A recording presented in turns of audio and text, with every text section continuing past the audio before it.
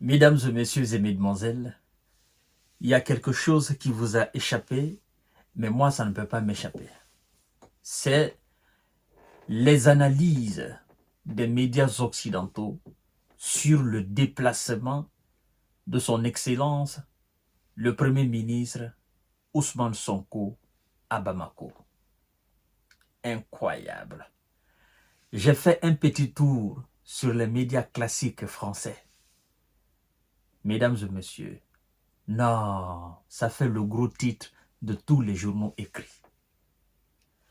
Ousmane Sonko, le premier ministre sénégalais, favorable à la junte malienne. Ousmane Sonko dit que le Sénégal ne sera pas utilisé pour déstabiliser le Mali. Vous savez, la position d'Ousmane Sonko, en fait, c'est une position que les Français n'ont pas fini encore d'étudier. Et ils ne savent pas comment s'y prendre avec le gars. Vous savez, ça fait 2 fois, Bassirou Diomaye Faye part à Paris.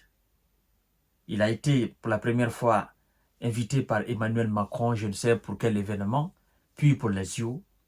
Donc, apparemment, ce qui se passe entre Bassirou Diomaye Faye et Emmanuel Macron, en réalité, Macron se rend compte qu'au lieu que Bassirou devienne quelqu'un de manipulable, il est beaucoup plus résistant qu'il ne pensait au fait.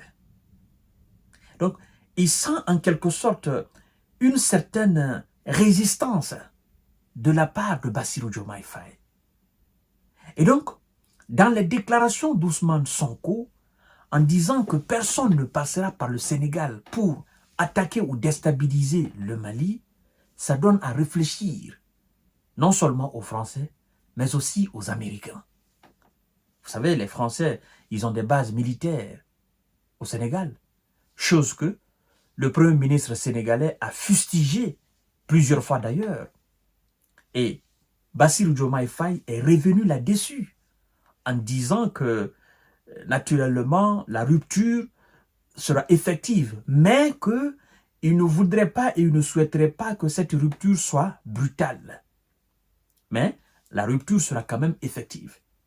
Et qu'ils vont voir comment ils vont renvoyer ces soldats français de Dakar, du Sénégal. Comment ils vont les renvoyer, je ne sais où, mais comment ils vont les chasser du Sénégal. Parce que pour eux, c'est inacceptable. Ousmane Sonko, d'ailleurs, l'a mentionné plusieurs fois en disant nous avons des forces de l'ordre et de défense ici, au Sénégal. On ne peut pas comprendre qu'il y ait autant de militaires étrangers dans la région de Dakar. Ils sont là pourquoi? Et donc, cette autre déclaration en disant que personne ne va utiliser au Sénégal pour déstabiliser le Mali ou encore un autre pays voisin, ça vient alors couronner le tout. Mais moi, je voudrais dire ceci à la plupart des gens qui font des analyses sur la démarche d'Ousmane Sonko et de Bassirou Diomaye Faye. Je voudrais encore m'appuyer sur la question de souveraineté et la question d'indépendance. Et je veux faire un pas crucial dans le passé. Avant les événements, avant le début des hostilités au Mali, c'est-à-dire avant 2010, parce que c'est après la déstabilisation de la Libye qu'on a commencé à sentir ces hors-la-loi attaquer nos différents États. Avant 2010, le Sénégal par rapport au Mali, ce qu'on est en train de discuter aujourd'hui, n'existait pas. En fait, je veux dire, avant que le Mali ne commence à faire face au terreau, le lien entre le Sénégal et le Mali, c'était un lien au beau fixe. Vous comprenez? C'était un lien au beau fixe. Il n'y avait pas de mésentente. Et d'ailleurs, le port de Dakar était beaucoup utilisé par Bamako. Et il faut que les gens comprennent cela. Donc, il y a un lien fort historique entre le Sénégal et le Mali. Et ce port de Dakar, qui était utilisé par le Mali, faisait entrer beaucoup d'argent dans la caisse de l'État sénégalais. Et jusqu'à présent d'ailleurs. il faut que les gens comprennent que le Sénégal a une part de responsabilité, a un très grand rôle à jouer dans la stabilité au Mali. Vous comprenez? Parce que économiquement aussi, ça apporte énormément de choses à l'État sénégalais. Vous imaginez la quantité de voitures qui entrent, la quantité de voitures, de marchandises maliens qui passent par le port de Dakar. Et toutes ces marchandises et voitures, tous ces matériels, évidemment, l'État malien paye des taxes à l'État sénégalais. Et, mesdames et messieurs, ça se chiffre à des milliards par an, des milliards de francs CFA par an. Vous comprenez? Donc, la stabilité au Mali, le Sénégal doit jouer et jouera ce rôle important. Ceux qui ne connaissent pas la géopolitique et la géostratégie ne connaissent pas. Vous comprenez? En dehors de cela, vous devez comprendre qu'il y a une bonne partie, n'est-ce pas, de ressortissants sénégalais au Mali. Tout comme aussi des ressortissants maliens au Sénégal. Donc, ces deux peuples sont comme ça. Vous avez d'ailleurs vu, lors de cette rencontre, le Premier ministre malien, il a rappelé l'histoire des terreaux au Mali. Il est allé jusqu'à parler des attaques qu'il y a eu dans le Grand Bassam. Vous comprenez? C'était pour envoyer un message fort au Sénégal, pour dire, si vous ne nous aidez pas à combattre les terreaux, vous devez savoir que vous n'êtes pas à l'abri. L'Afrique de l'Ouest doit savoir qu'elle n'est pas à l'abri. Si des gens, ils ont sauté sur le Mali, ils ont sauté sur le Burkina, ils ont sauté sur le Bénin, sur le Togo, ils ont commis des attaques en Côte d'Ivoire. Le Sénégal qui fait frontière au Mali, ben, pensez-vous que le Sénégal serait à l'abri? Ou pensez-vous que le Sénégal est à l'abri d'une attaque de terreau? Mais non! C'est pourquoi les dirigeants sénégalais d'aujourd'hui ne se trompent pas. Je ne parle pas de Macky Sall qui avait en quelque sorte perdu la tête, mais les jeunes d'aujourd'hui, Bassirou Diomaye Faye, Ousmane Sonko et les autres qui sont là aujourd'hui, ils comprennent la nécessité d'apporter un soutien efficace et énorme, n'est-ce pas, à la stabilité au Mali. Comme on le dit souvent en Afrique, lorsque vous voyez le feu est en train de brûler la maison de votre voisin, ne vous asseyez pas ou ne continuez pas, n'enflammez pas le feu. Faites en sorte qu'on puisse éteindre le feu. Et je crois que les autorités sénégalaises sont aujourd'hui dans cette posture.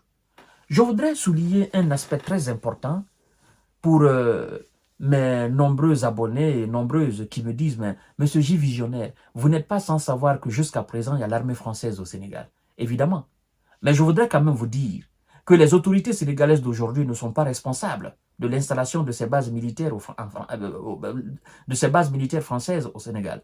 Les autorités d'aujourd'hui, je veux parler de la présidence sous le régime de Bassirou Diomaye Faye et de Ousmane Sonko, ne sont pas responsables de l'installation de ces bases. Ils sont venus trouver là. Vous comprenez? C'est-à-dire ce défaut, cette faute, ce sont les pères fondateurs même, n'est-ce pas, de l'indépendance sénégalaise, qui ont commis cette erreur. Et donc, les jeunes d'aujourd'hui sont en train de trouver les voies et moyens pour se débarrasser, une fois pour toutes, de cette force d'occupation française au Sénégal. Mais, comme vous savez, la manière dont ça s'est passé au Mali, c'est pas comme ça va se passer au Sénégal. La raison est toute simple. Pour le moment, le Sénégal n'est pas encore attaqué par une quelconque force terreau. Et au Mali, on était dans une véritable bataille. Dans cette bataille, les autorités maliennes, les officiers maliens ont compris le double jeu de ceux qui étaient censés les aider. Ils les ont demandé tout simplement d'arrêter de partir. Parce que je ne peux pas comprendre que tu es en train de m'aider à combattre des terreaux, en même temps tu aides les terreaux.